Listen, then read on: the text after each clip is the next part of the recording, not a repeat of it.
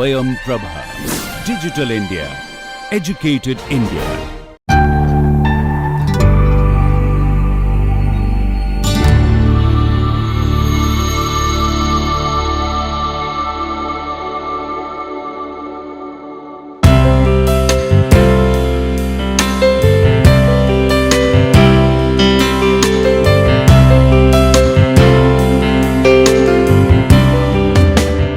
Welcome to the course Environmental Impact Assessment.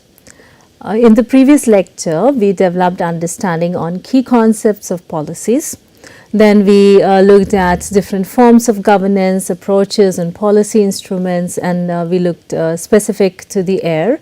And we also looked at related global environmental agreements related to climate change, ozone and PBT. So in this part today, we'll look at air policies, and while doing that, we will be looking at the ambient air quality guidelines and standards for human health, and then we'll be looking at air quality guidelines and standards for vegetations and ecosystems. Then we'll look at what are the standards and guidelines for order, then emission limits and standards, what are the parameters which guide what kind of standards we have, and then what are the guidelines set up, and then we'll look at the regulations for hazardous chemicals.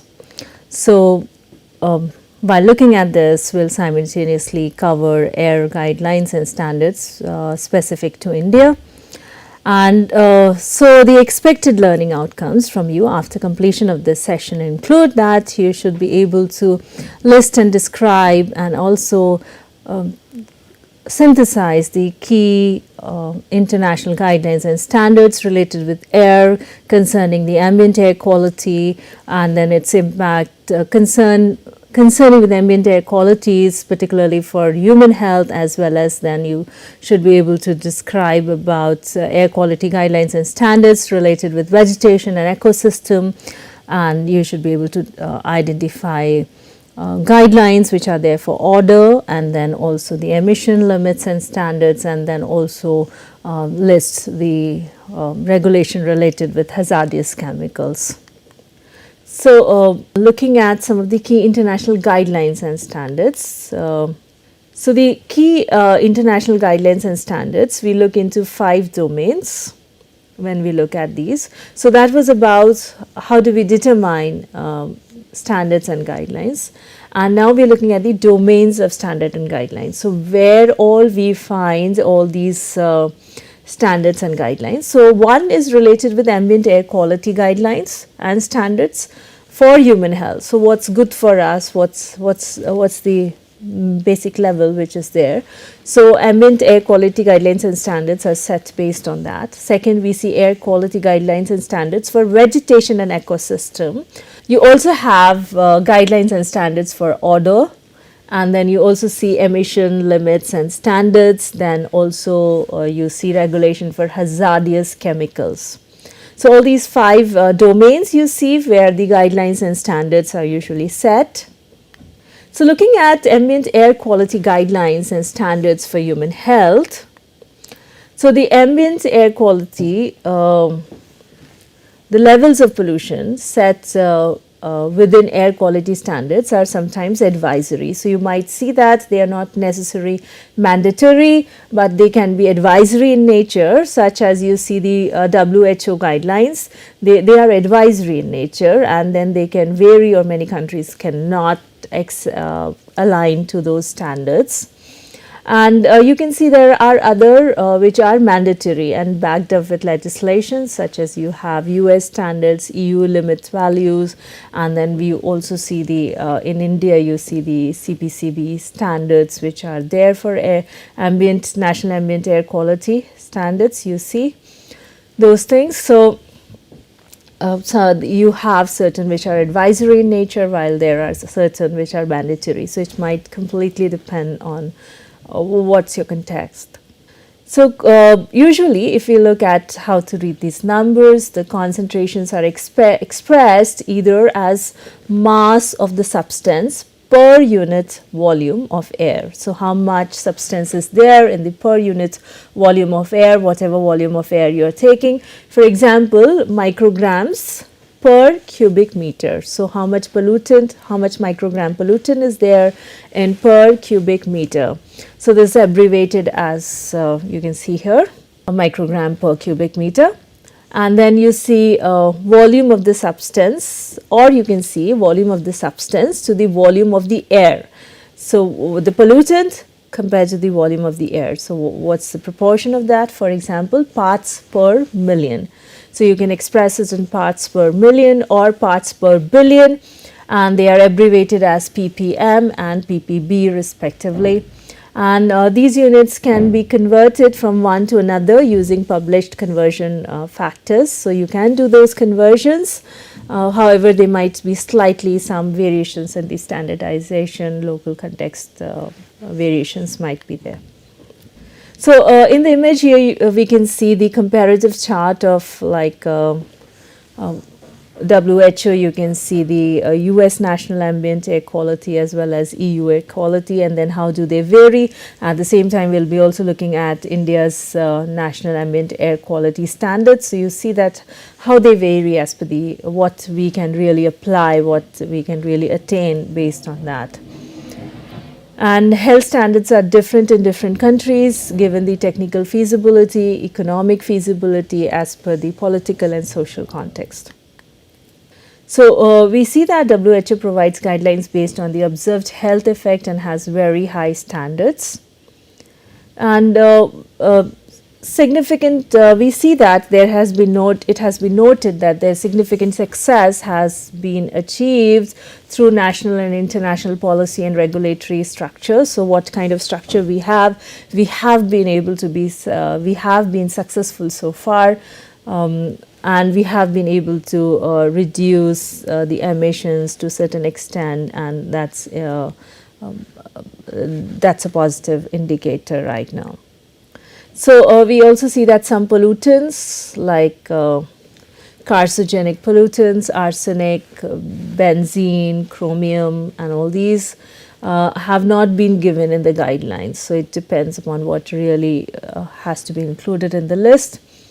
And you also see there are certain exposure effects are also provided, and which helps as a guideline to manage risk, and then how to manage risk about the major health impacts. And they also give guidelines, also give the short-term and long-term exposure, what happens with the various level of exposure to the pollutants. Among the guidelines, we would also find IFC, Performance Standards, Environmental Health and Safety guidelines, which these guidelines provide technical advice. So this is again advisory with general and industrial specific examples. So you can see here to meet the performance standards. So whenever the projects are undertaken for funding through World Bank, so they have to meet these standards. So you will find that Infrastructure Planning Commission Performance Standard 3 is also there, which provides resource efficiency and pollution prevention. So here all the commercial clients, people who are investing, they are required to integrate pollution prevention, and they need to adopt control technology and practices to all these for the purpose of funding. So the guideline states that the projects with significant air emissions, so wherever the significant air emission is there, so one needs to or they have to be looked into in terms of how those impacts can be minimized, and those guidelines and those standards have to be met. So in India, we see that we have national ambient air quality standards. So air pollution, air quality regulation, and action for like reduction of air pollution. This all is undertaken under the provision of Air Prevention and Control of Pollution Act 1981. So under this Air Prevention and Control of Pollution Act 1981 and Environmental Protection Act 1986, this mechanism is prescribed. In the image you can see National Ambient Air Quality Standard, and then where you evaluate whether the impact is significant or unacceptable, and based on these values, you see that emission, discharge, load, what is the load and the characteristic of the load, and whether whatever activity is being undertaken is the resultant environmental quality exceeding or it's violating the standards or not. So all those kind of things you make here. So you can see in the National Ambient Air Quality Standard, the first column shows you all different kind of pollutants here, and then you see the time weighted, and then you see industrial, residential, rural and other areas. Ecologically sensitive areas also has been identified, and how you're going to really measure them you can see in the column number 6, how you're going to measure them. The modes of measurements are also provided.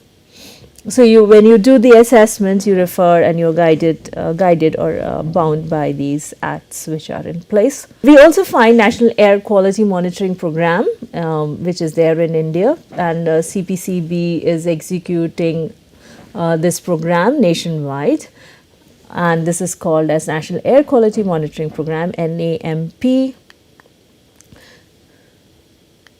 So within this, the main purpose of NAMP is to determine or like what's the status and the trend in ambient air quality. So through this, we keep monitoring, and we try to confirm whether the prescribed, whether we are able to meet the ambient air quality as per the standards or not, and how we are doing as per cities, and what understanding we are developing about what is working, what prevention is working, or corrective measures are working or not.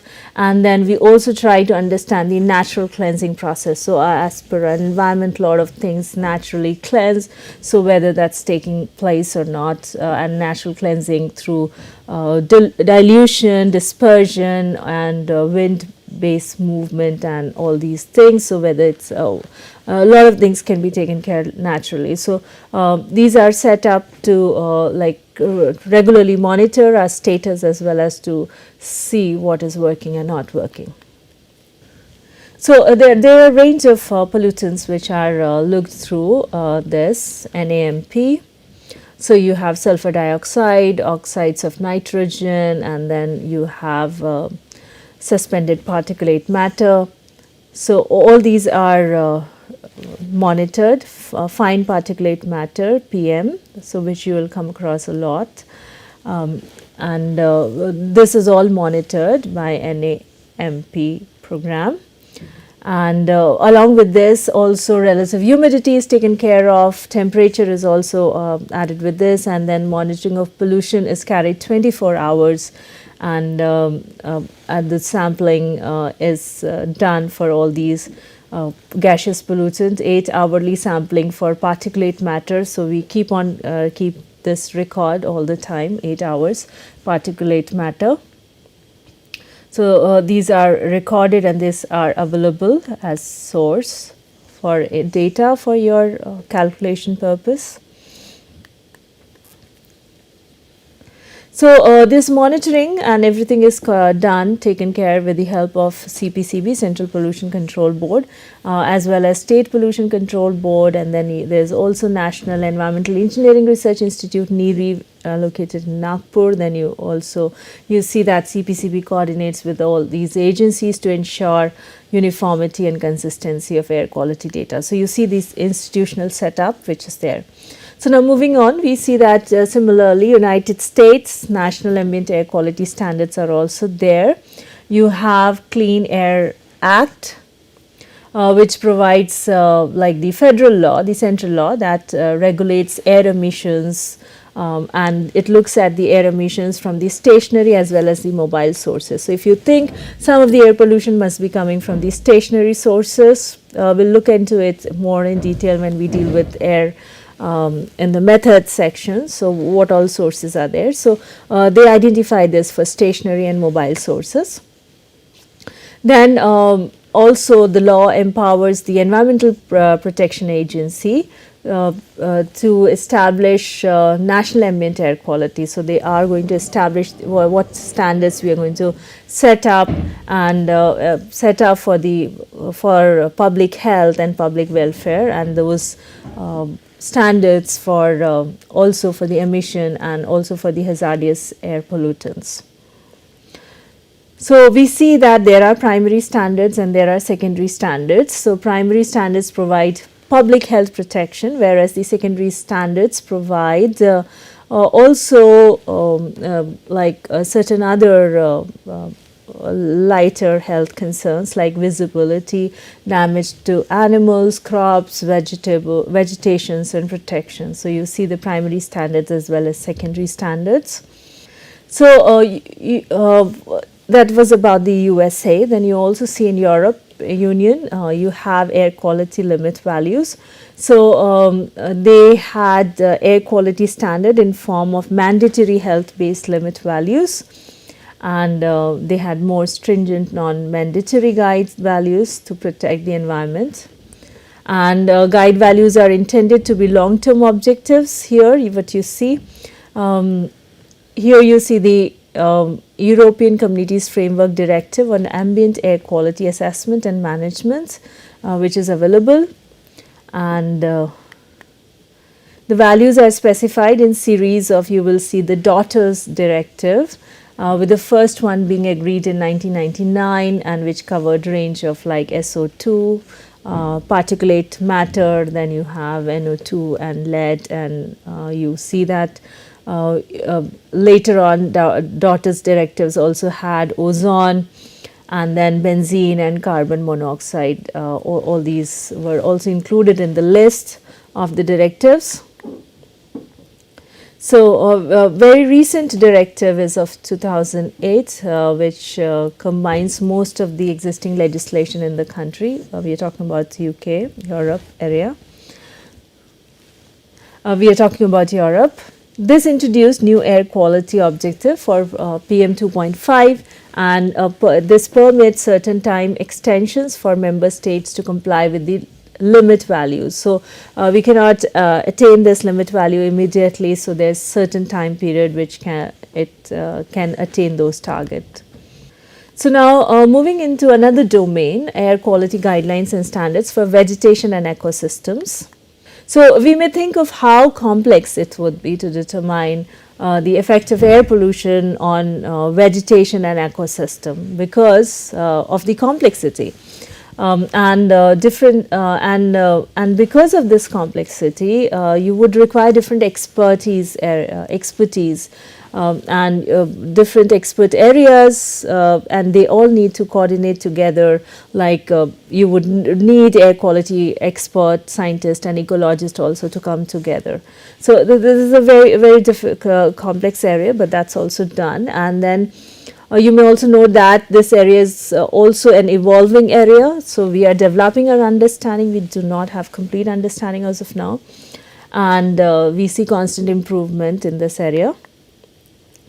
So as we can think of in a very simple way of our day-to-day observation of our environment and our activity, because of air pollution, there is a deposition on vegetation and ecosystem. So this deposition is of certain quality. So whatever layers come, they have certain, they are of certain quantity, and then they are deposited for certain duration, and then they are also based on the sensitivity of the receiving environment. So who is receiving, how sensitive they are. So that all determine how much impact and significance it would have.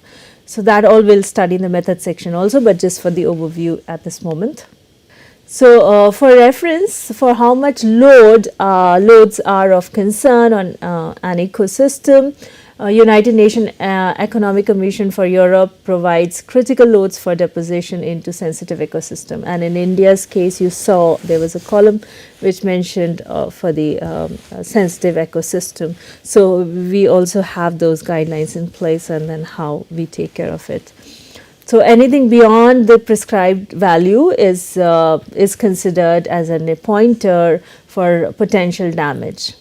So you also see UK air pollution information system, which provides all these critical loads and levels for key pollutants. And example of critical levels and source of limit value are shown in this table. You can see. So Indian National Ambient Air Quality Standards also provide a useful guide to critical loads and levels.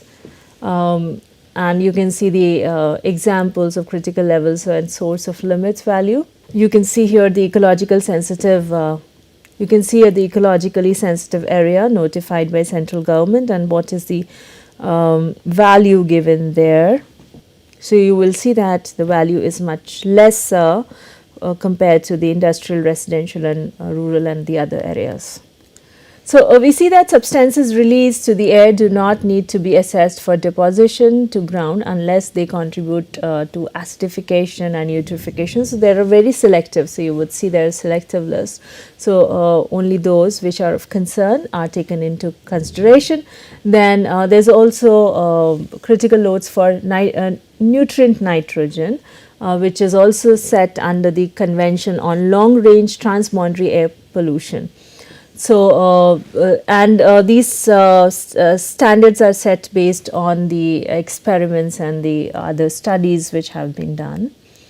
So, you can see here the loads for nutrients nitrogen, how they are given, and you can see how it is given for different ecosystem type. You can see here on the first column, you can see the coniferous woodland and all this is given here. And for that, what's the range and what's the indicator of critical load exceedance. So, how you will evaluate it. So, those all are mentioned here. So, that these all documents can be referred. So, in Europe, critical loads are assigned to habitat classes of European Nature Information System, and this enables consistency of habitat terminologies. And then the critical value loads are given in the range of like you have kg per kg nutrients per hectare per year to reflect variations in the ecosystem response. So, in the table taken from Air Pollution Information System of UK, you can find nutrient nitrogen critical load range for use in air pollution and impact assessment and by habitat type for assessment that are part of like planning applications and also for environmental impact assessment and all the procedure you would be required to do that. So, in the first column underlined with red, you can see the different habitat such as marine habitat, inland surface water, mire, bog, fen habitat, grassland, tail fob habitat. So, all these habitats have been mentioned. The second column you can see highlighted in green shows the critical load range in kg nutrient nitrogen per hectare per year.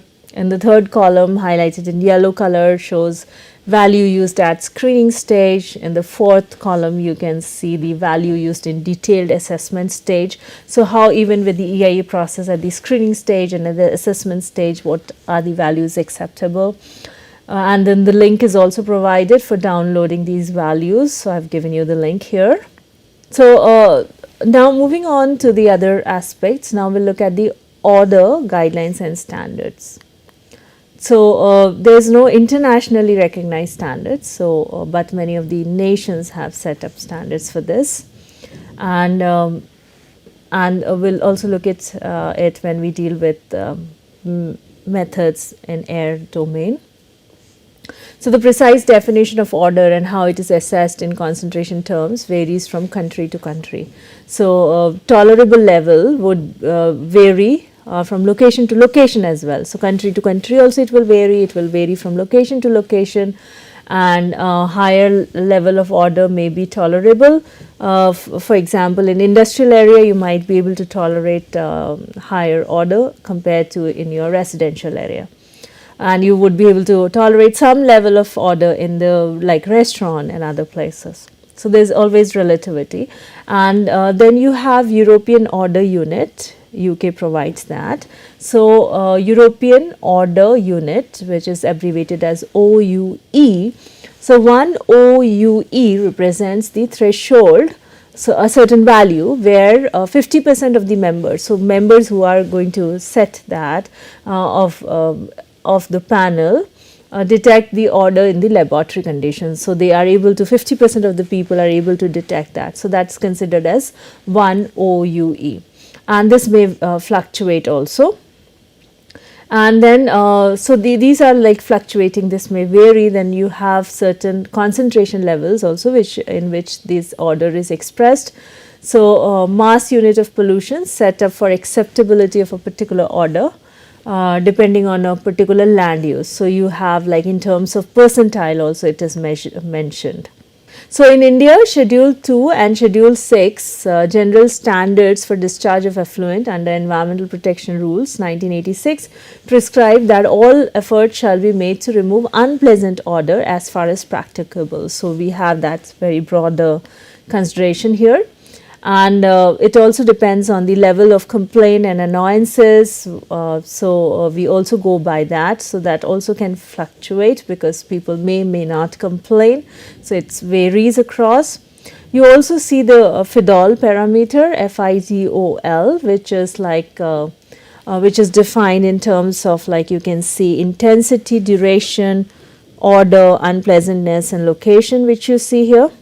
So based on that, it is FIDOL factors are given. So you see the intensity. So how the individuals, how like you and me would like really perceive the strength of the order, how what will be our acceptability level, and then the duration, overall duration that individuals can really tolerate that over the time, and how unpleasant it is, the character, and then where it is located. So based on that, this FIDOL factor has been identified. And then you also see Institute of Air Quality Management guidance given by UK, which also suggests order effect descriptors based on receptors' sensitivity for range of predicted order concentration. So UK adopts order management regulatory guidance. Then you can see in the table where the order is classified into 3 categories. You can see offensive range where you and then various offensive ranges are given. So you can see how it is given: most offensive, moderately offensive, less offensive. So most offensive would be like decaying animals, fish remains, septic things, and then you will see moderately offensive like sugar, beet processing, and livestock rearing. Less offensive could be like you can have brewery, bakery, restaurant, and the all kind of things, so which are less offensive in nature. So you can see all those here, categories here.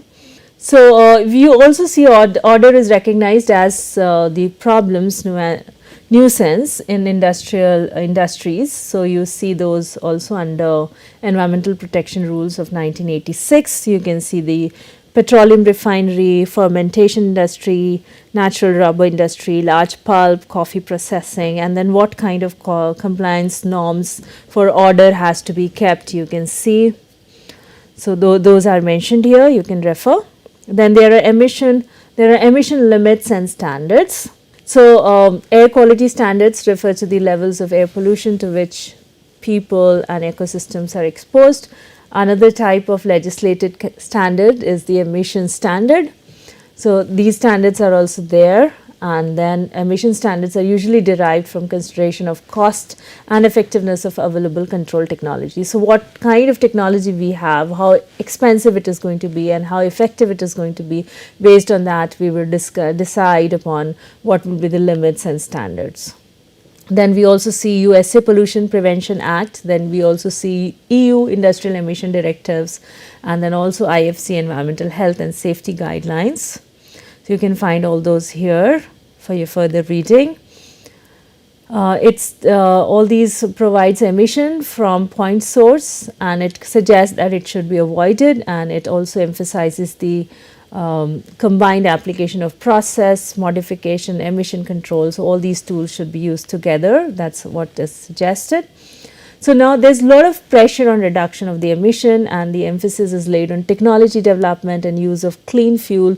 You may refer to IFC Environment, Health and Safety Guidelines and good international industry practice also. So you can see that also how we are guiding development. So there's also now looking at the regulation for hazardous chemicals. So here you see that we also have regulation for hazardous chemicals. So in many development, cases, like whenever the development will happen, some of the development activity might be dealing with the materials which are like damaging for the people if something goes wrong. So EIA, environmental impact assessment, should indicate what kind of prevention measures are being taken so to avoid those kind of accidents. And then you see that European EIA directives also provide that. And these directives control major accidents, hazards of these dangerous substances. You have Seveso 3 directives, which really looks at the prevention of accidents. So these are available. And then it's also toxicology, like different toxicology of particular chemicals that could be released in the event of accident is also required to be prepared in EIA. So that's all listing has to be done for EIA purpose. Then we also find that in our country we also have hazardous chemical amendment rule 1989, which again provides the entire listing and it regulates the manufacture, storage, and how the things have to be imported. So, or if you are dealing with hazardous chemicals in India, so it will have regulations related with manufacturing, storage, and import of the substance, as well as the transport of these chemicals. And that's all guided by the 1989 rules. So, that is there. Regulation for hazardous chemicals, you can look here at CPCB site. So that was for this session. So summarizing what we really covered today, we looked at the key international guidelines and standards pertaining with ambient air quality guidelines related with human health. Then we looked at all these guidelines related with vegetation and ecosystem. And then we looked at the order, the guidelines associated with it, the standards associated with it, and then we looked at the emission limits and standards, and then finally we looked at the regulation for hazardous chemicals. So these were our references for today for this particular session, and these are the suggested watch and read. Please feel free to ask questions. Let us know about any concerns you have. Do share your opinions, experiences, and suggestions. Looking forward to interacting and co-learning with you while exploring AIA. Thank you.